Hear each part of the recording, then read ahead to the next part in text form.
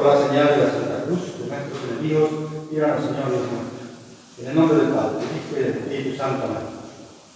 Señor mío y Dios mío, creo firmemente que estás aquí, que me ves, que me oyes. Te adoro con profunda reverencia. Te pido perdón de mis pecados y gracias para hacer con fruto este rato de oración. Madre mía Inmaculada, San José, mi Padre y Señor, Ángel de mi guarda, intercedan por mí.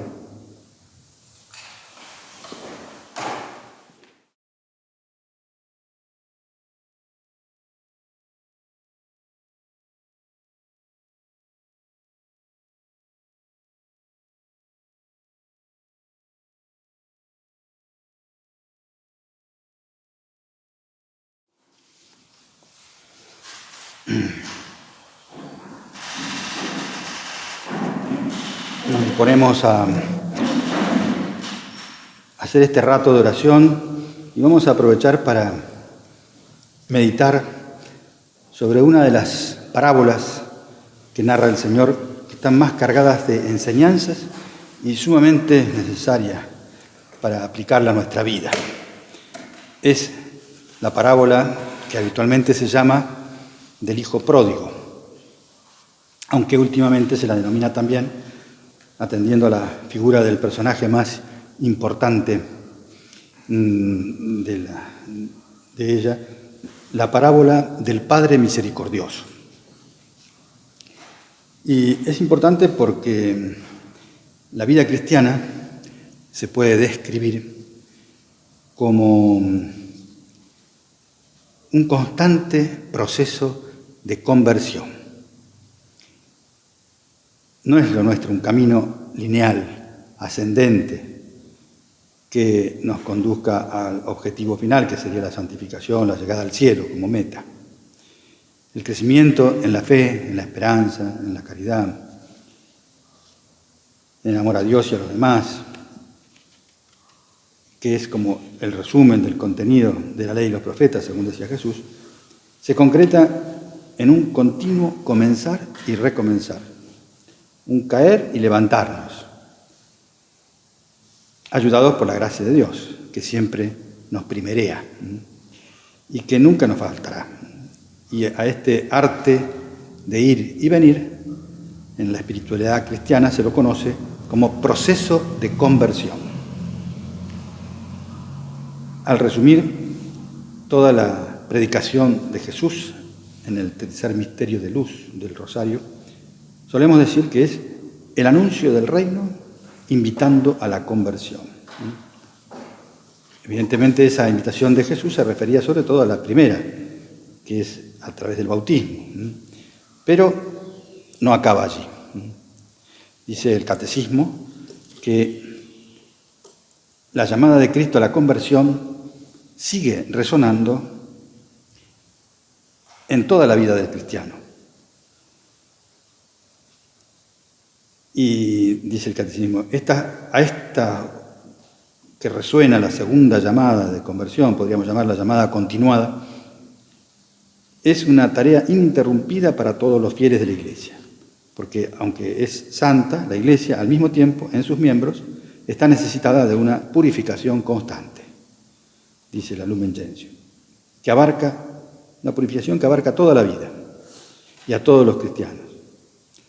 A su vez, esta llamada de Jesús a la conversión y a la penitencia, enseña el Catecismo, no mira sobre todo a los gestos externos, a las obras exteriores, de ayunos o mortificaciones o sacrificios, sino mira a la conversión del corazón, a la penitencia interior, le llaman.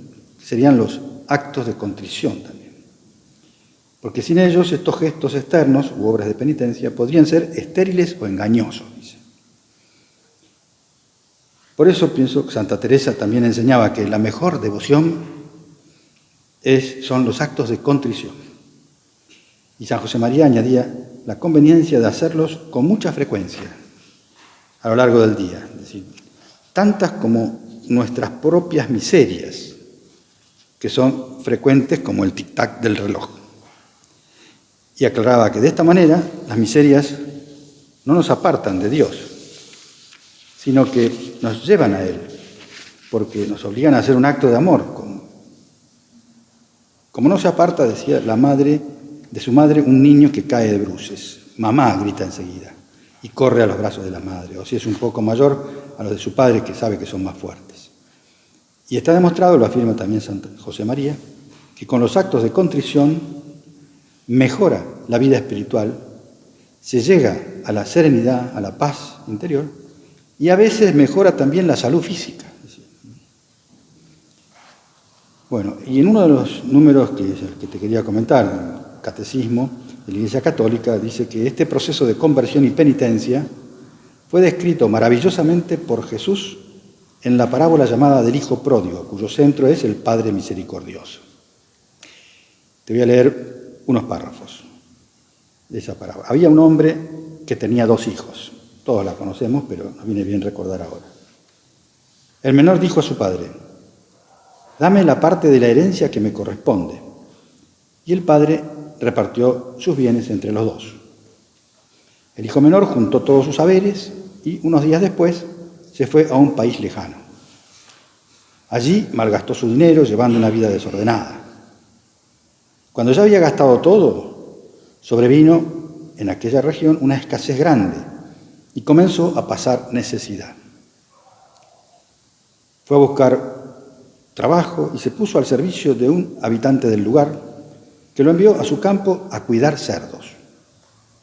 Hubiera deseado llenarse el estómago con la comida que daban a los cerdos, pero nadie le daba nada.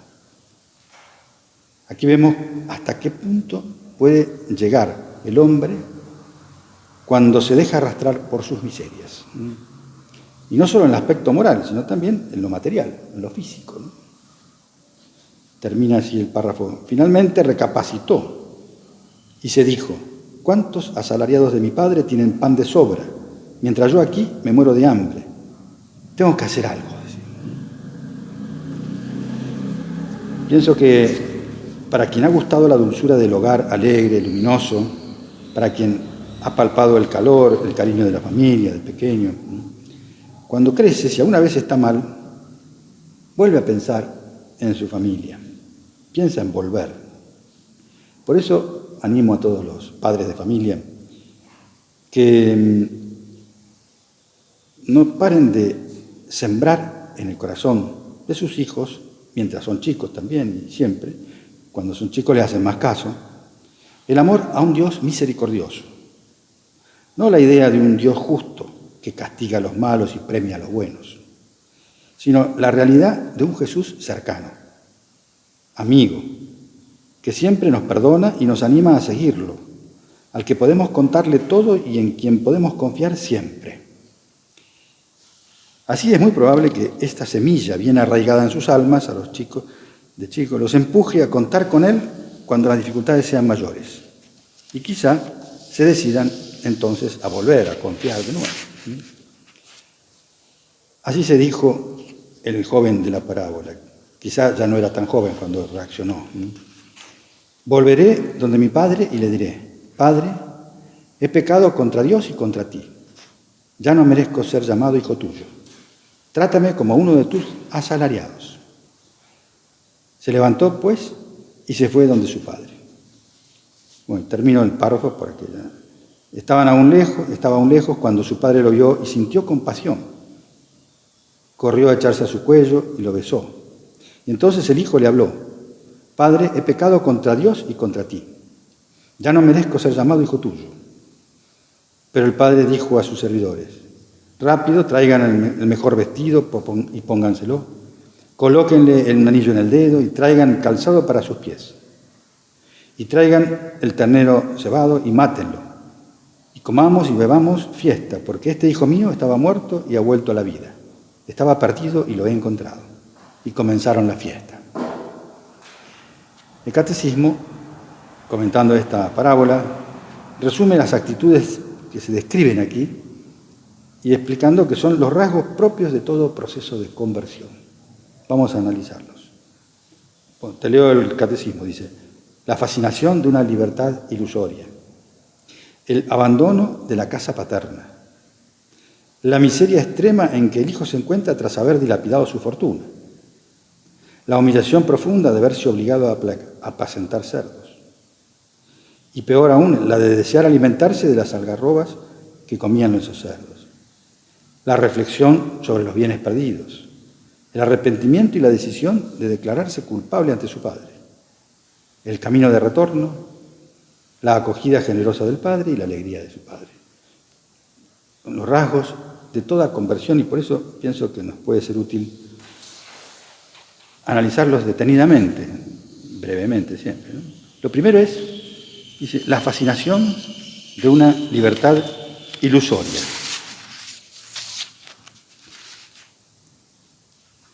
Es el primer argumento que utilizó la serpiente para tentar a Adán y Eva. Serán como dioses, le dijo. Que es lo mismo que decirles, ustedes serán libres para decidir lo que está bien y lo que está mal. La única ley que regirá para ustedes será la del propio gusto o criterio, algo así, ¿no? El único límite, en todo caso, para el ejercicio de su libertad será la libertad del otro, es lo que suele decir la gente por ahí. Y si a ustedes les parece, por supuesto, justa y equitativa, si no, ni eso. Pero claro, la verdadera libertad, la que no se pierde al usarla, consiste, ya sabemos, en hacer lo que debemos, porque nos da la gana. No hacer lo que nos da la gana, sino lo que debemos. Porque nuestra naturaleza herida por el pecado se ve dominada por el egoísmo, la soberbia y las otras miserias que podamos haber ido adquiriendo en nuestra vida. Y por eso nos hace propuestas equivocadas, falsas. Como se dice, el indio que llevamos dentro es mal consejero, y si lo seguimos, acabamos perdiendo la libertad, cambiándola por otra libertad ilusoria, canjeando el oro por los espejuelos. Bueno, el abandono de la casa paterna, otro gesto. Es el resultado lógico de esta manera de pensar, porque uno dice, yo quiero ser feliz a mi manera. La contención que me ofrece mi hogar se convierte para mí en una constricción. El calor del amor de Dios me sofoca. Veo límites por todos lados. Realmente es absurdo pensar así. Pero las delicadezas del Señor, sus sugerencias sutiles, a veces pueden sonar a reglas inflexibles, a cargas pesadas, insoportables. Claro, quien piensa así, la única solución que le queda al que sigue esta lógica absurda es irse, salir, rajar, poner distancia, para que no le afecte. Es lo que hace una persona inmadura, el adolescente. Lo malo es que ya nosotros no somos quinceañeros, ¿no? Pero ¿cuánto puede aguantar uno hasta dilapidar sus saberes?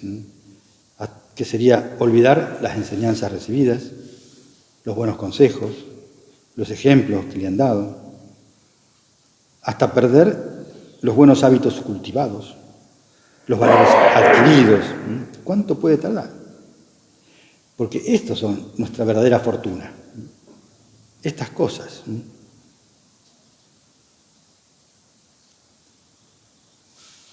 Esto es lo que podemos llevarnos. Pero todo ese tesoro desaparece, si no contamos con la ayuda de la gracia de Dios. O sea, si no vivimos en gracia, si no aportamos algún medio para mantener el alma en gracia. Porque el barro es como el pecado, es como el barro en las alas, y nos impide volar. Se ve profundamente humillado, obligado a apacentar cerdos. Jesús no podía emplear una imagen más fuerte, porque el cerdo es para los judíos un animal impuro, cuya carne de ningún modo pueden comer. Al pecador siempre le pasa eso, que no se imagina la situación humillante a la que puede llegar a caer. Porque a la sensación de frustración va unida la tristeza, el desánimo, que le quitan fuerzas para reaccionar. Y porque el maligno está siempre al acecho y espera ese momento para quitar lo último que podía salvar al pecador, que es la esperanza. espera que se desilusione, que esté batido. Y entonces se pone a pensar, la reflexión dice, sobre los bienes perdidos. Puede llevar a sacar conclusiones muy desacertadas. Pensar, no sirvo para nada, soy un desastre, nunca podré salir de esta situación, lo mío no tiene arreglo. Así es como el diablo te sugiere que razones para que le entregues el alma definitivamente a él. Y que te busques en todo caso la compensación de robarte alguna de esas bellotas que son para los cerdos, que son placeres momentáneos. Y siempre comprobarás enseguida que no compensan nada, que te dejan siempre peor. Pero también esta reflexión sobre lo bajo que hemos caído nos puede llevar a descubrir el valor de lo que ya teníamos. A tomar la decisión, por tanto, de comenzar a transitar el camino de regreso, como le pasó a este joven. Curiosamente, lo que primero movió al hijo a reaccionar no fue pensar en la misericordia de su padre. Quizá porque la serpiente le había inoculado el veneno de la desconfianza, como sucedió en el pecado original. Lo que llevó al joven a replantearse su situación fue recordar a los trabajadores de la casa paterna. Ahora que él también había tenido que trabajar duramente para sobrevivir, valoró la importancia de la labor que hacían aquellos hombres y la retribución justa que recibían. No pensó en sus derechos por ser hijo del dueño, porque era consciente de que había perdido todo. Solo pensó en que podía alcanzar una mejor situación laboral y llevar una vida más digna. De pasada, aquí te hago un comentario. Jesús está hablando del valor santificador y apostólico del trabajo bien hecho. En el ejemplo de estos trabajadores de la casa paterna, ¿no? Y tengamos en cuenta que en aquella época el trabajo no tenía la valoración que recibe hoy en día. Pero Jesús lo deja ahí como un dato más. El joven no sabía cómo lo iba a recibir su padre, pero tenía claro que si quería presentarse ante él tenía que humillarse y declararse culpable y mostrar un verdadero arrepentimiento. Cuando hizo examen de su situación y de su conciencia, la primera reacción que tuvo fue decirse a sí mismo: me levantaré. O sea, saldré de este pozo, de esta situación de hundimiento en que me encuentro. La conversión, como primera gracia, siempre es un don de Dios. Fue Él quien le inspiró al joven esa reacción en realidad. Pero el verdadero dolor de las faltas cometidas supone también un acto de nuestra voluntad. Hacer un propósito firme de luchar para no recaer, cambiar de vida, nacer de nuevo, como le dijo Jesús a Nicodemo. Y no es algo que se consiga a la primera, pero el deseo de responder al don debe estar. San José María decía que él debía hacer de hijo pródigo muchas veces al día. Y bueno, si esto le pasaba a un santo, ¿qué nos toca a nosotros? Así es como se recorre ese camino de regreso al Padre. Recomenzando, arrepintiéndose, como consecuencia de ver lo que uno ha perdido y valorar lo que tenía. Y de alguna manera esto es también lo que está presente en toda confesión. En todo proceso de conversión, de alguna manera se dan los pasos de la confesión, que algunos dicen que podrían ser 5. Examen de conciencia, pararse a mirar un poco para atrás, fue lo primero que le pasó a aquel joven cuando empezó a sentir hambre, ¿no? Ver los magros resultados conseguidos y además también hacer examen nosotros para descubrir cuáles son las intenciones que me mueven. No solamente si las cosas nos salen bien o mal, que a veces depende más de Dios que de nosotros. En segundo lugar, el dolor, la contrición, lo más perfecta que se pueda. Sabemos que hay 2 tipos de contrición, perfecta o imperfecta. La perfecta es cuando se duele uno por la ofensa a Dios que haya supuesto mi pecado, o porque mi actitud ha sido una respuesta poco adecuada teniendo en cuenta el amor que Dios me tiene a mí. Y el otro, el dolor imperfecto, en cambio, es el que es causado por el temor a los castigos, que son justos, que nos merecemos, ¿no? O también por el mal lo mal que quedamos ante los demás, ¿no? La vergüenza está buena para no pecar, pero no para arrepentirnos, ¿no? Pero bueno, ese sería el dolor imperfecto. En la confesión cualquiera de los dos vale. Pero si no hay confesión, tiene que ser perfecto. Eso es lo que se les enseña a los evangélicos que no tienen el sacramento de la confesión, ¿no? Tienen que tener dolor perfecto para que se les perdonen los pecados. Después viene el propósito, algo concreto, para expresar nuestro amor con obras, ¿no? Porque hay que proponerse cambiar de alguna manera, ¿no? Reparar de algún modo con palabras u obras el daño causado o el mal ejemplo dado, etc., ¿no? Propósito. Y reconocer nuestro error o falta explícitamente. En la confesión es la acusación, pero en la vida cotidiana también hay que, no basta un reconocimiento global, como a veces hacemos. Soy un pedazo de tonto, decimos, ¿no? Con otra palabra. Tampoco hay que expresarlo externamente a ese error, reconocimiento. Lo importante es que lo pensemos y que estemos convencidos de que hemos hecho algo mal y que estemos arrepentidos, ¿sí? Ese es reconocer el error, aunque sea así internamente.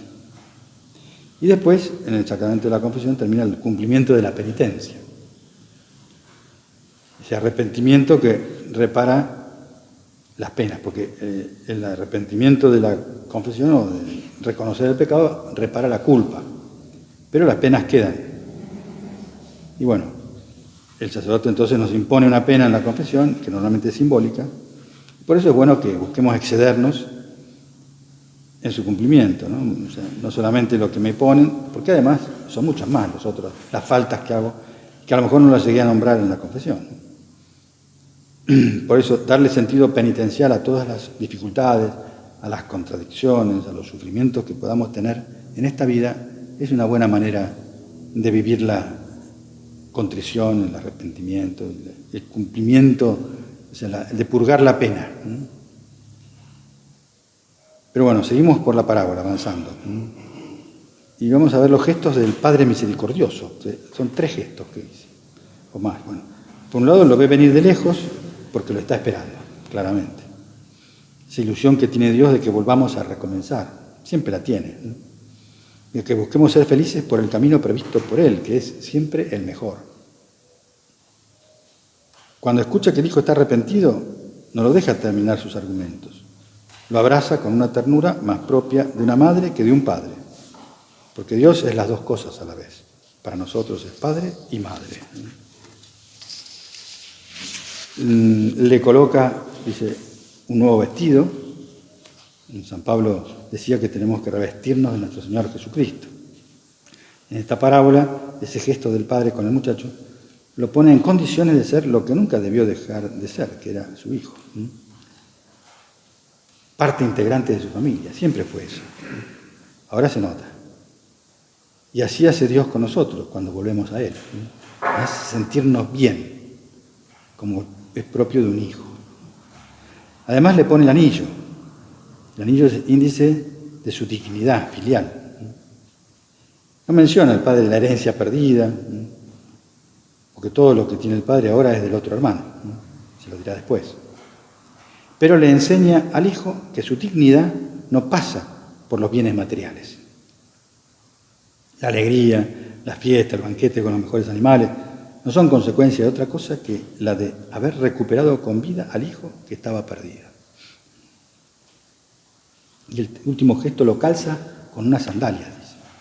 Las sandalias son las que le permiten moverse con libertad. Porque estar en la casa paterna, tener el alma en gracia, es lo que nos permite andar sueltos, gozar de la verdadera libertad de los hijos de Dios. Y bueno, y termina el catecismo con una frase muy buena. Dice, solo el corazón de Cristo, que conoce las profundidades del amor de su Padre, pudo revelarnos el abismo de su misericordia, de una manera tan llena de simplicidad y de belleza. Bueno, este mes de agosto, además, la Iglesia celebra una fiesta que es la Asunción de la Virgen en los cielos. Y es un gesto que tiene mucho que ver con esto, porque ahí se ve, Dios revela la grandeza de su corazón misericordioso. Porque la glorificación de María es un anticipo de nuestra propia gloria. Lo que hizo Dios con ella, quiere repetirlo con cada uno de nosotros. La presencia de la Madre de Jesús en el seno de la Trinidad nos indica que el camino hacia el cielo transcurre en y por María, gracias a ella. Desde allí, su amor materno ilumina nuestro caminar, para que nunca dudemos de hacer de hijos pródigos las veces que haga falta, cada día. Dice un salmo, y con esto terminamos: un corazón contrito y humillado, Dios no lo desprecia nunca. Y para que no tengamos reparo en hacer ese acto de contrición permanente, que nos dará incluso paz y salud física si hace falta, el mejor modo es pensar que la que nos escucha es nuestra Madre la Virgen en el cielo. ¿Cómo no le vamos a dirigir a ella ese gesto de arrepentimiento que, como hacemos aquí en la tierra, con la Madre, reconocer nuestros defectos cuesta mucho menos?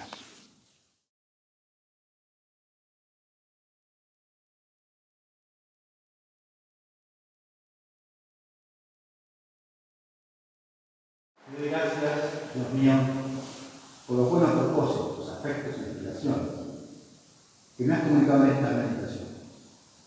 Te pido ayuda para ponerlos por obra. Madre mía Inmaculada, San José mi Padre y Señor, ángel de mi guarda, interceda por mí.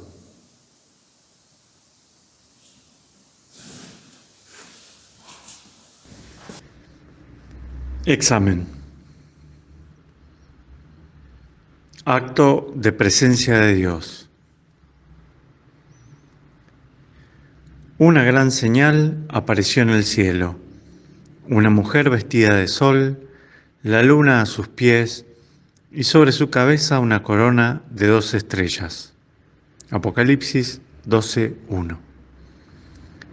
La asunción y coronación de la Virgen como Reina del cielo y de la tierra es una señal de esperanza para mí, pues ella está asociada a la victoria de su Hijo.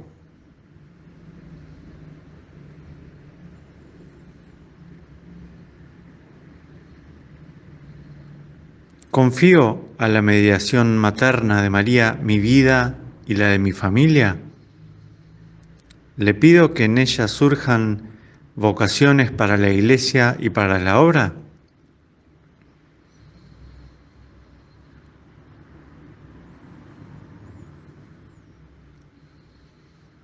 Concédenos que, aspirando siempre a las realidades divinas, lleguemos a participar con ella de su misma gloria.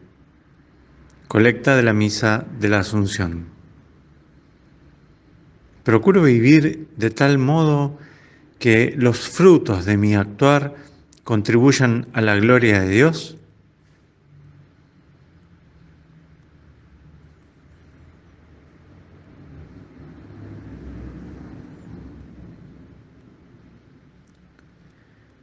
Un hombre tenía 2 hijos. El más joven de ellos le dijo a su padre: «Padre, dame la parte de la hacienda que me corresponde». Lucas 15, 11, 12. Contemplando la historia del hijo pródigo, me doy cuenta de que el pecado me roba la felicidad y me aleja de Dios.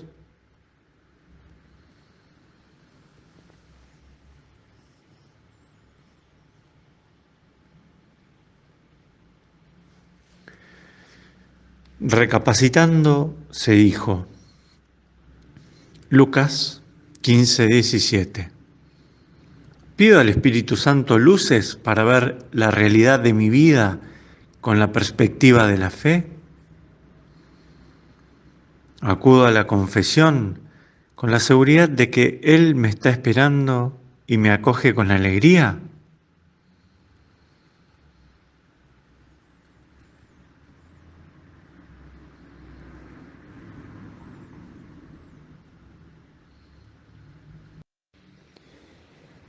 El hijo mayor se indignó y no quería entrar, pero su padre salió a convencerle. Lucas 15:28. Mis propias carencias me ayudan a comprender y perdonar a los demás y a no juzgar. Trato de dialogar con mi cónyuge, evitando discusiones que solo nos llevan a distanciarnos. Corrijo a mis hijos con cariño y con paciencia.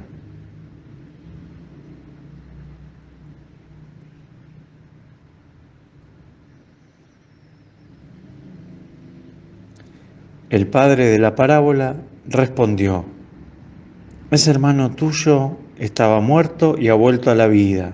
Estaba perdido y ha sido encontrado. Lucas 15:31.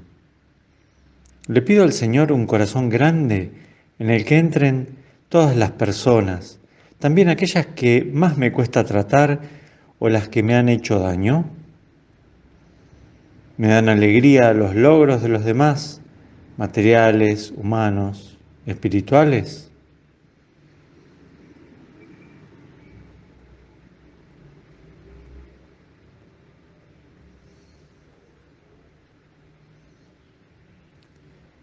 Acto de contrición.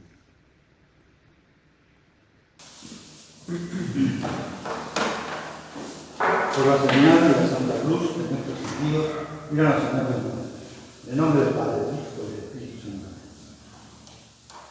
Señor mío y Dios mío, creo firmemente que estás aquí, que me ves, que me oyes.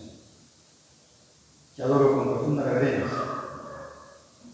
Te pido perdón de mis pecados y gracias para hacer con fruto este acto de oración.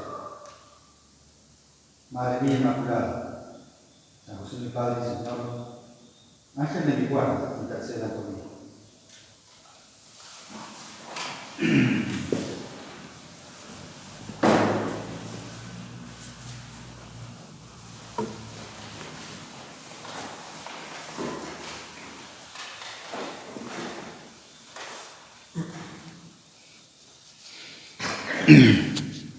Continuamos considerando la parábola del Padre Misericordioso y vamos a ver la segunda parte, que es el trato, el diálogo entre el Padre y el Hijo bueno, el mayor, el que siempre había estado junto al Padre, haciendo todo lo que Él le pedía, con una aparente fidelidad, aparentemente todo irreprochable. Te la leo. El hijo mayor estaba en el campo. Al volver, cuando se acercaba a su casa, oyó la orquesta y el baile. Llamó a uno de los sirvientes y le preguntó qué significaba todo aquello. Y él le respondió: tu hermano ha regresado a casa y tu padre mandó matar al ternero cebado por haberlo recobrado sano y salvo. El hijo mayor se enojó y no quiso entrar. Su padre salió a suplicarle, pero él le contestó: hace tantos años que te sirvo sin haber desobedecido jamás ni una sola de tus órdenes. Y a mí nunca me has dado un cabrito para hacer una fiesta con mis amigos. Pero ahora que vuelve ese hijo tuyo, que se ha gastado tu dinero con prostitutas, haces matar para él el ternero gordo. Y el padre le dijo: hijo mío, tú estás siempre conmigo y todo lo mío es tuyo. Pero había que hacer fiesta y alegrarse, puesto que tu hermano, que estaba muerto, ha vuelto a la vida. Estaba perdido y ha sido encontrado. Esto que aquí se resalta, creo que suele coincidir con lo que le sucede a aquellas personas que se esfuerzan por ser buenas y que tratan de hacer las cosas bien y que entonces se sienten con derecho a juzgar a los otros, a los que no actúan como ellos.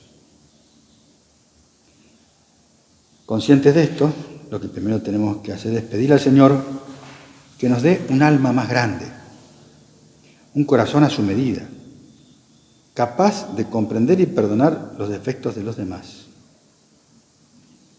Y no hasta 7 veces, como preguntó Pedro, sino hasta 70 veces 7, como le aclaró Jesús. Porque con un corazón así compartiremos el criterio de Jesús, aquel que dice, hay más fiesta en el cielo por un pecador que se arrepiente que por 100 justos que no tienen necesidad de penitencia.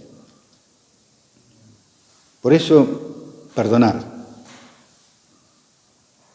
es una tarea que el Señor nos pide de un modo especial cuando tratamos de hacer las cosas bien. Primero porque Dios nos perdona a todos nosotros, constantemente, por su gran misericordia. Incluso aunque no se lo pidamos. Y en segundo lugar también porque muchas veces los defectos que vemos en los demás los percibimos precisamente porque son de alguna manera reflejo de los nuestros. Es importante quererse uno mismo, porque es la medida con la que debemos amar a los demás. Así lo decía Jesús, hemos de amar a los demás como a nosotros mismos, como uno mismo. Y si esta autoestima nos lleva a perdonar y hasta a olvidar los propios defectos con gran facilidad, ¿por qué no hacerlo así con el prójimo?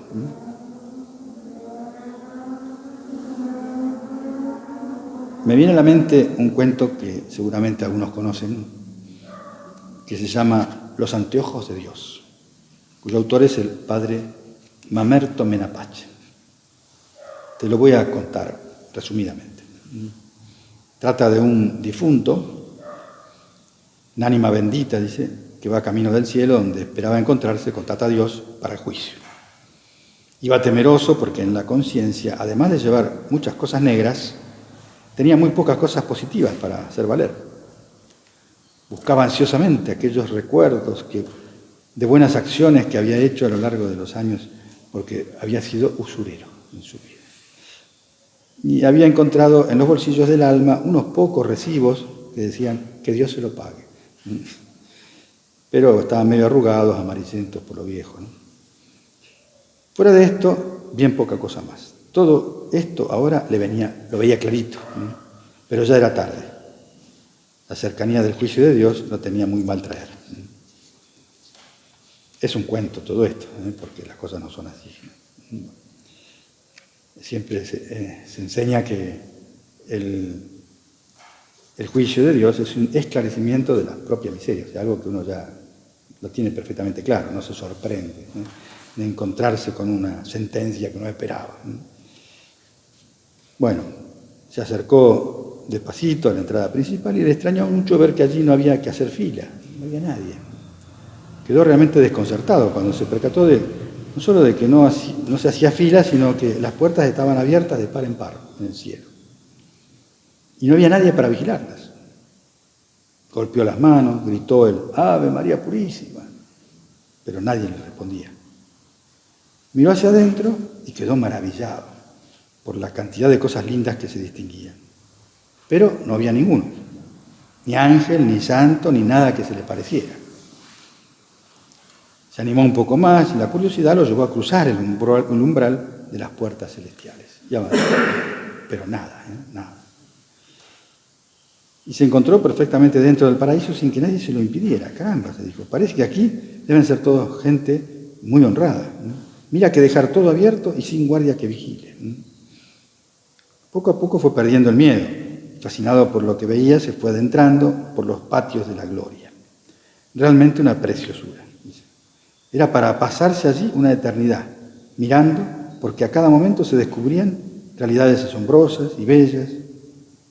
De patio en patio, de jardín en jardín, de sala en sala, se fue internando en las mansiones celestiales, hasta que desembocó en lo que tendría que ser la oficina de Dios.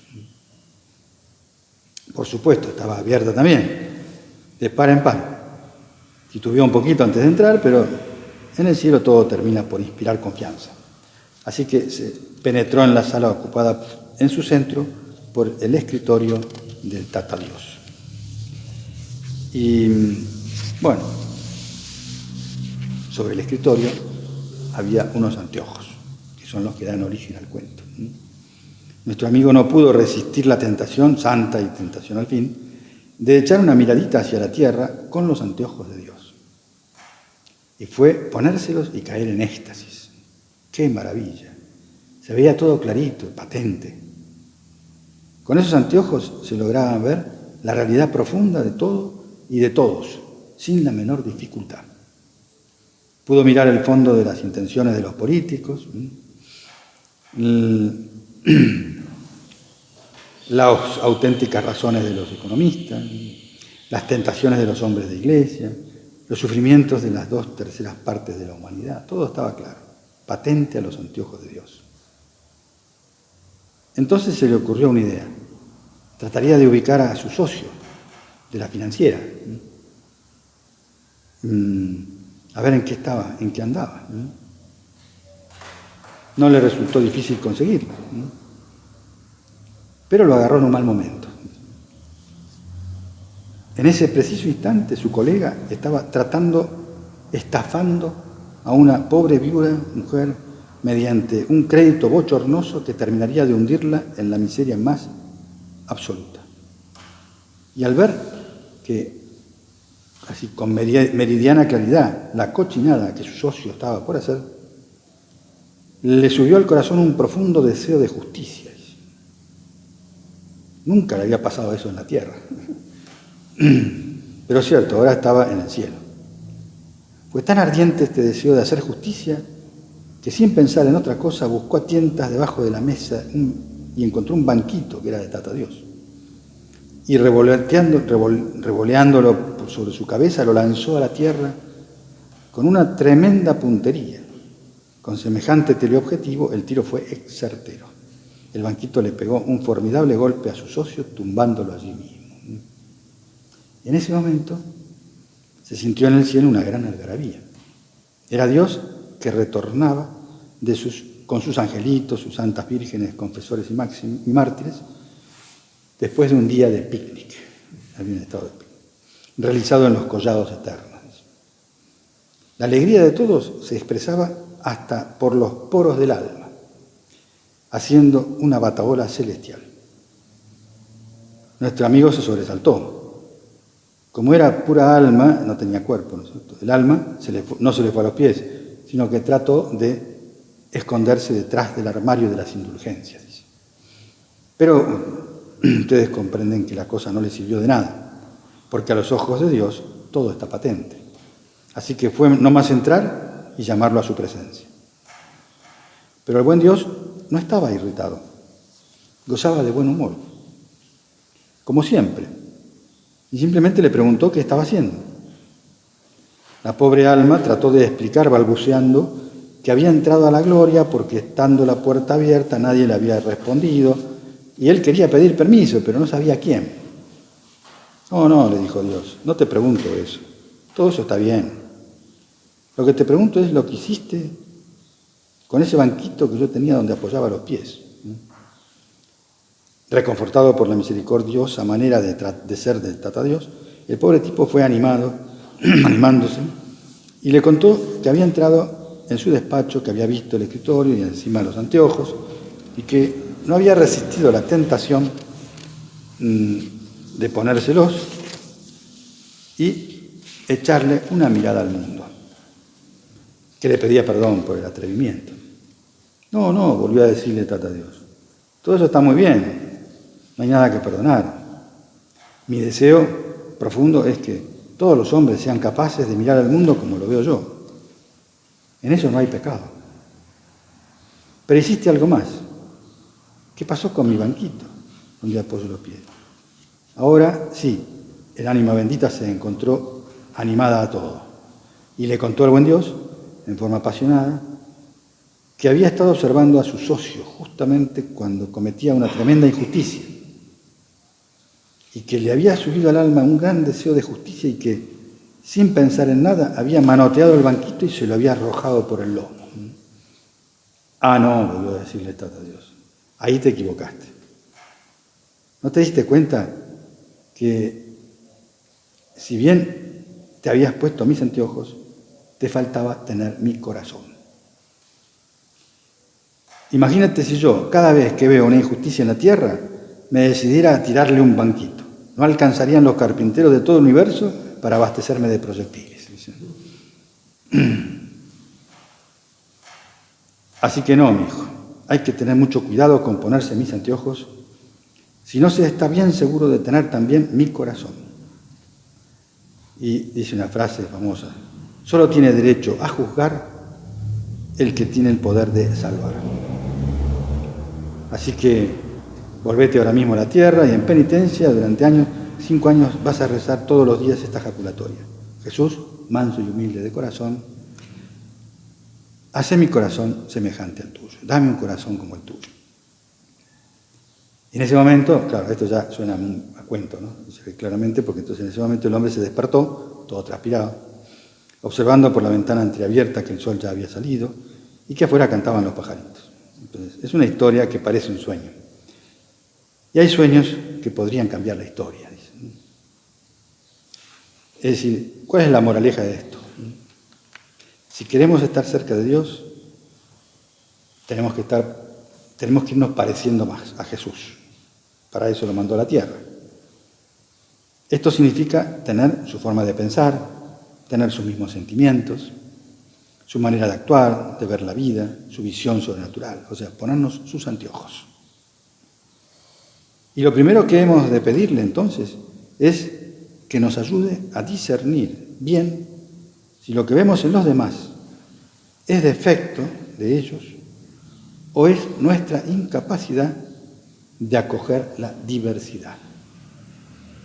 Porque ahora que la globalización ha hecho que se difundan muchas formas de vida, tan diversas y tan opuestas a veces, pero consideradas como normales por sus artífices, si no ampliamos nuestra mirada y nuestro corazón, nos va a resultar muy difícil empatizar, o sea, entrar en ese mundo o en esa cosmovisión que tienen esas personas y así poder ayudarles a descubrir ese camino, la verdad y la vida que les ofrece Jesucristo.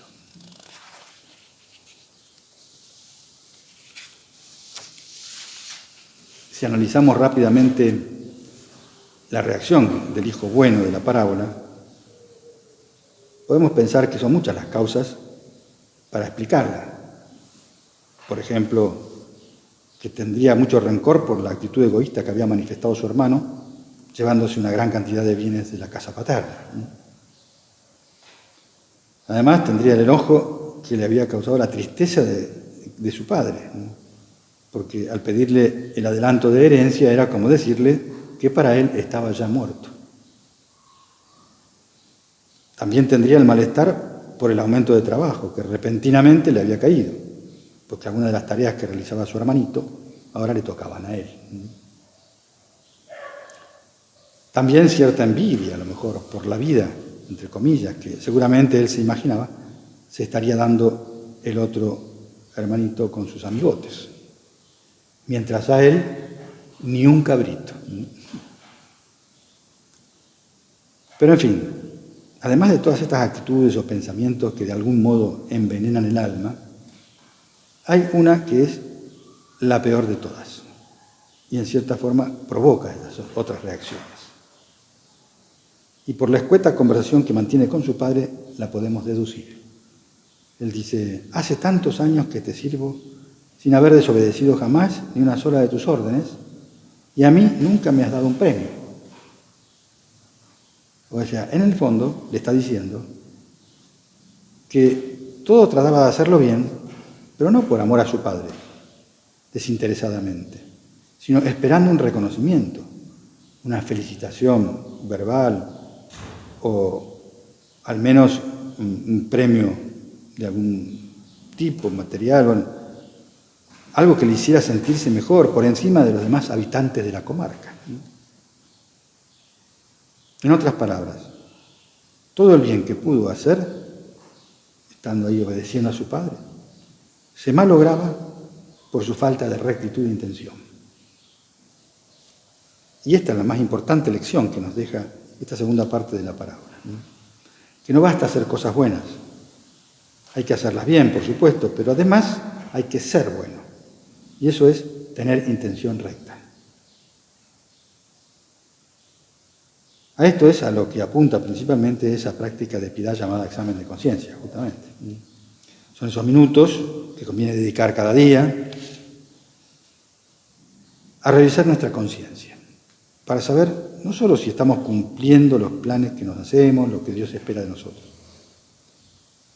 o para ir creciendo en la vida espiritual, si hemos sido mejores o peores que ayer. Se trata de examinar no solamente si hemos hecho las cosas bien, sino con qué intención, para qué la hicimos, buscando agradar a Dios o no. Esas son, o sea, si estamos haciendo las cosas bien, tendremos claras también, tenemos que tener claras las razones últimas de nuestras buenas obras. Y bueno, se supone que los que estamos aquí haciendo el retiro, delante del Señor, frente al Sagrario, charlando con Él, somos personas que nos hemos propuesto luchar, intentando apuntar a la santidad, irnos al cielo cuando acabe esta etapa de nuestra vida terrena. Aunque hacemos muchas macanas, deberíamos hacer más seguido el papel de hijos pródigos, por supuesto, porque es lo que también nos pasa, aunque nos veamos más habitualmente reflejados en el hijo mayor de la parábola, el que se quedó trabajando en la casa paterna, porque intentamos hacer las cosas bien. Y entonces, para nosotros es especialmente importante esa actitud de examen, y que rectifiquemos cada vez que haga falta, muchas veces al día, que le repitamos a Jesús que queremos hacer las cosas por amor a Él, para que cumpliendo nuestros deberes realmente estemos amando y no haciendo un cumplimiento. Y hay un mal que justamente es propio y exclusivo de esas personas que quieren ser buenas, que es lo que se llama la tibieza espiritual. Esta no se refiere al resultado final de las obras, que no serían ni del todo buenas, pero tampoco tan malas. Pero no es eso. La tibieza está en relación más, no con el resultado, sino con la lucha, el esfuerzo. Tibio es aquel que no lucha todo lo que puede, no se esfuerza por hacer todo lo posible. Su lucha no es fría, pero tampoco ardiente. Deja las cosas a medio terminar. Se compromete, pero no cumple. Dice que sí, como aquel hijo de la parábola también, pero después no va. En fin, la tibieza es una enfermedad de la voluntad, más que de la inteligencia. La enfermedad más propia de la inteligencia sería la falta de fe o de esperanza. Esta es más propia de la voluntad. Y por eso el tibio deja pasar cada vez más ocasiones de decir que sí a los requerimientos divinos. Y eso le lleva a que le parezcan cada vez más arduos, más difíciles, esos requerimientos llamados del Señor. Bueno, pero sobre la tibieza ya tendremos ocasión de hablar en otro momento más detenidamente. Simplemente hago referencia acá porque posiblemente es lo que le pasaba a aquel hijo bueno de la parábola. Y hay muchas formas de luchar y de salir de esto, pero vamos a terminar, te voy a mencionar un recurso que es excelente para vencer todos los restos de tibieza que siempre hay en nuestra vida, en nuestra lucha, para encender nuestra alma. Lo dice San José María, en un punto del camino. Dice, el amor a nuestra Madre será soplo que encienda en lumbre viva las brasas de virtudes ocultas bajo el rescoldo de tu tibieza. Para dejar a la vista esas brasas que dan calor, quizá no dan grandes luces ni grandes fuegos, pero dan calor, que son las virtudes, la Virgen, el amor a María es como el soplo que permite que se vea. Debajo del rescoldo de tu tibieza hay cosas buenas. Por eso vamos a acudir a nuestra Madre del Cielo, para que, sintiendo la atracción de su amor, nos enamoremos. Porque eso es lo que hace que nuestros gestos no sean calculados para cumplir, sino generosos, excediéndonos, perdonando siempre, comprendiendo siempre, forzándonos por ver la diversidad, ¿no? Y, bueno, admitiendo que a veces puede haber gente que no sabe y que es distinta, ¿no? Y que todos esos defectos que vemos, bueno, en esa persona, son consecuencia de las circunstancias de la vida, de lo que le ha tocado vivir, lo que sea. Que seamos generosos. Justamente una de las cosas que se dice en teología de la Virgen María es que nunca hizo un acto de caridad remiso, o sea, con menos amor de Dios que el anterior. O sea, nunca se dejó ganar por la tibieza. Y por eso la devoción mariana es nuestra mejor manera de crecer siempre en el amor a Dios. Vamos a pedirle a ella, con esa ejaculatoria que dice, corazón dulcísimo de María, preparanos, conservanos siempre en el camino seguro, en la paz, en la alegría que es propia del que está en gracia, del que está en la iglesia, del que está en la casa paterna.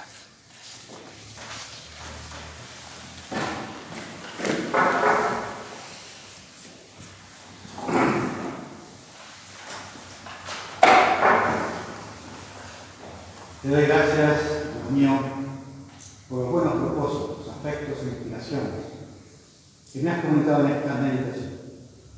Te pido ayuda para ponerlos por obra. Madre mía Inmaculada, San José mi Padre y Señor, Ángel de mi guarda, intercedan por mí.